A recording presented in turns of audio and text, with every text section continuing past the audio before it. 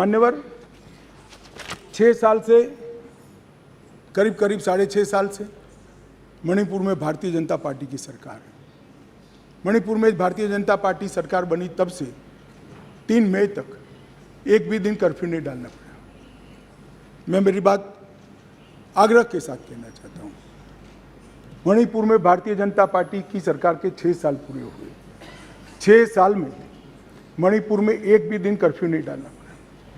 मणिपुर के अंदर एक भी दिन बंद नहीं रहा। मणिपुर के अंदर एक भी दिन ब्लॉकेड नहीं हुआ और उग्रवादी हिंसा लगभग समाप्त हो गई। ये 6 साल का भारतीय जनता पार्टी के शासन का इतिहास रहा। 2021 में हमारे देश की पड़ोस में म्यांमार में सत्ता परिवर्तन हुआ और म्यांमार में वहाँ पर मिलिट्री का शासन आया, डेमोक्रेटिक सरकार गिर गई और वहाँ पर एक कुकी डेमोक्रेटिक फ्रंट है, इसने लोकतंत्र के लिए आंदोलन चालू करा।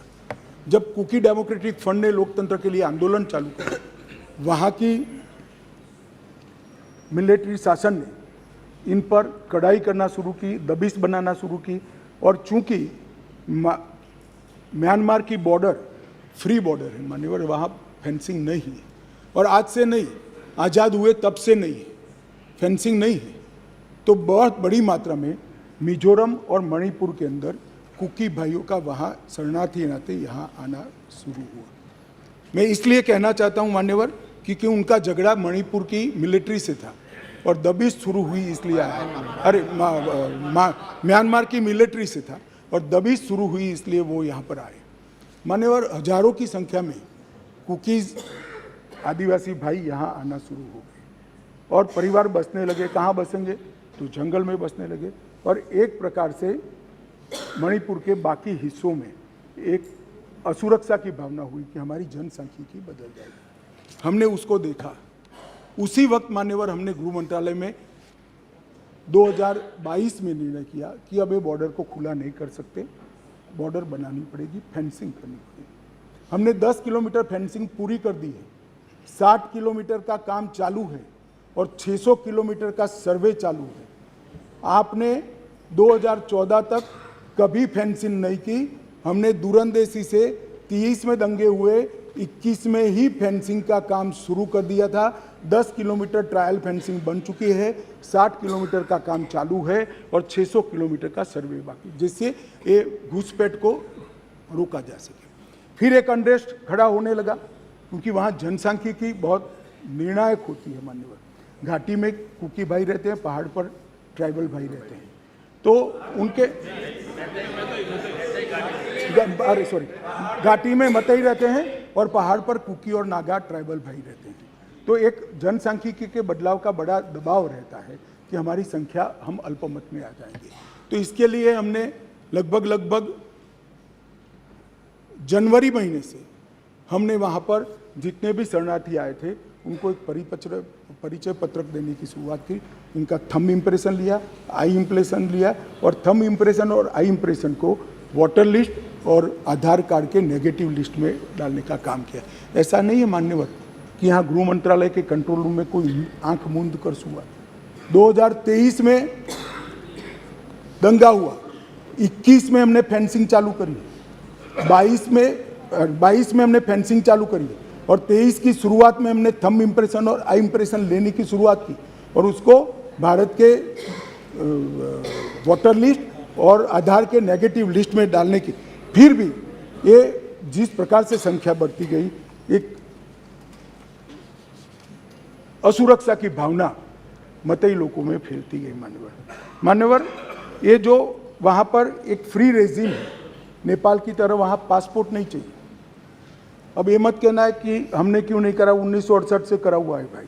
1968 से एक समझौता है भारत और ब्रह्मदेश की सरकारों के बीच में कि बॉर्डर के 40 किलोमीटर से जो अंदर आएगा या यहाँ से 40 किलोमीटर से आ जाए उसको पासपोर्ट नहीं चाहिए। ये समझौता है, किसी को रोकना भी असंभव था। और इतने हजारों किलोमीटर की बॉर्डर में बाढ़ भी नहीं लगी थी, फेंसिंग भी नहीं थी, तो संख्या बढ़ती गई और असुरक्षा बढ़ती गई। इतने में एक अफवाह फैल गई 29 तारीख अप्रैल को कि 58 ये वसाहतें जो थी शरणार्थियों की, उसको गांव घोषित कर दिया गया। अब गांव घोषित करने की अफवाह से ही घाटी में बहुत बड़ा अनरेस्ट शुरू हुआ मान्यवर, और वो अनरेस्ट को भी हमने माइक वाली जीपे चलाई, बताया गया कि भाई कोई गांव घोषित नहीं हुआ है, मगर अफवाहें जब फैलती है तब फैलती है अविश्वास का वातावरण। और घोषित जंगल गांव घोषित किया, जंगल गांव घोषित किया, जो वसाहतें थी उसको, तो उनको लगा परमानेंट अब यही बस जाएंगे, तो एक अनरेस्ट खड़ा हुआ। उसके बाद में आग में तेल डालने का काम हाईकोर्ट मणिपुर के अप्रैल महीने में आए हुए एक फैसले ने कहा, जिसने सालों से पड़ी हुई एक लंबित पिटीशन को अचानक चलाया। अचानक चलाकर ना भारत सरकार के ट्राइबल आयोग को शपथ पत्र लिया, ना भारत सरकार के ट्राइबल डिपार्टमेंट का लिया, ना भारत सरकार के गृह मंत्रालय का लिया, ना मणिपुर सरकार का लिया, और अचानक ही कह दिया कि 29 अप्रैल के पहले इस मतई जाति को ट्राइबल घोषित कर दी गई। इससे पहाड़ पर बहुत बड़ा अनरेस्ट हुआ, ट्राइबलों में बड़ा अनरेस्ट हुआ कि अब मतई ट्राइबल बन जाएंगे तो हमारी नौकरियों में स्पर्धा का भाव होता है, और स्वाभाविक है एक कोई कानूनी प्रक्रिया के बगैर एक ऑर्डर कर दिया गया, जिसके कारण ऊपर भी, नीचे ऑलरेडी अनरेस्ट चालू था, ऊपर भी अनरेस्ट हुआ, और 3 तारीख को एक रैली के अंदर एक क्लैश हो गया माने, और क्लैश होने के बाद दंगे चालू हुए जो अब तक अशांत परिस्थिति को बनाए हुए हैं।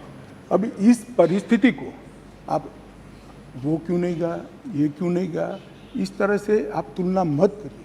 ये परिस्थिति जन्य दंगे हैं मान्यवर। मैं आगे भी कहना चाहता हूँ, इसके साथ एक बहुत बड़ी बात दूसरी भी हुई है कि वहाँ मिलिट्री का शासन आने के बाद थोड़ी ढिलास आ गई है, और नारकोटिक्स का भी बहुत बड़ी तस्करी म्यांमार की ओर से मणिपुर की ओर हुई है। इसके व्यापार से भी बहुत बड़ा अनरेस्ट हुआ है, मगर जो क्लिंचिंग चीज़ थी वो कोर्ट का जजमेंट थी, उसकी अंतिम तारीख 29 मई थी, और इसके विरोध में एक जुलूस निकला। जुलूस में दोनों ग्रुपों के बीच में भिड़ंत हुई, और देखते देखते घाटी में और पहाड़ पर दोनों जगह एक दूसरे पर हमले करना, हिंसा करना शुरू हो गया।